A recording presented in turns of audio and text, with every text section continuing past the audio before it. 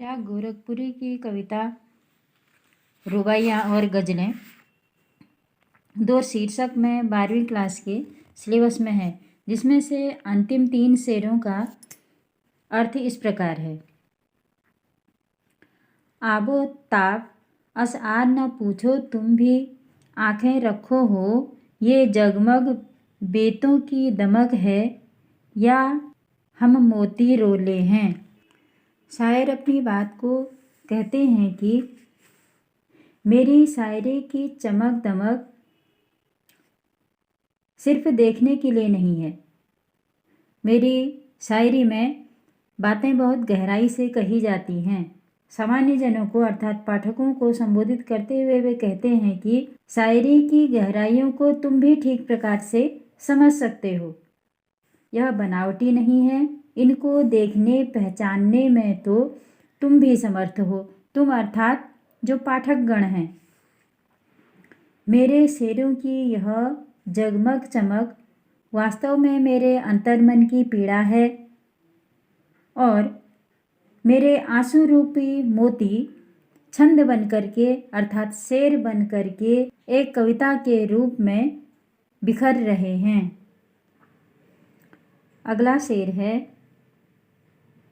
ऐसे में तो याद आए अंजुमने मई में रिंदों को, रात गए गर्दुम पे फरिश्ते बाबे गुनाह जग खोले हैं। शायर कहता है रात गए जब फरिश्ते दुनिया के पापों का लेखा जोखा स्वर्ग में कर रहे होते हैं, तब शराबी शराब की महफिलों में अपना गम एक दूसरे से साझा करते हुए अपने पापों को याद करते हैं, और अपने पापों को याद करते हुए वे फरिश्तों से अर्थात ईश्वर से या जिन्हें वे याद करते हैं उनसे अपने गुनाहों को क्षमा करने की भी प्रार्थना कर रहे हैं।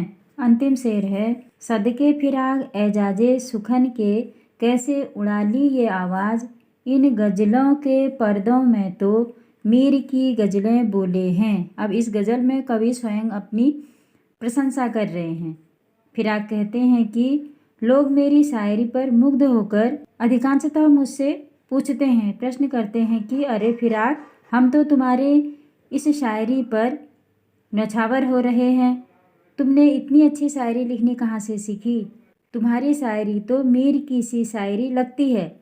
मीर तकी मीर उर्दू के एक प्रसिद्ध गज़लकार हुए हैं। तो कवि यहाँ पर अपनी प्रशंसा करते हुए अपनी तुलना उनसे ही कर दे रहे हैं, यानी मीर से।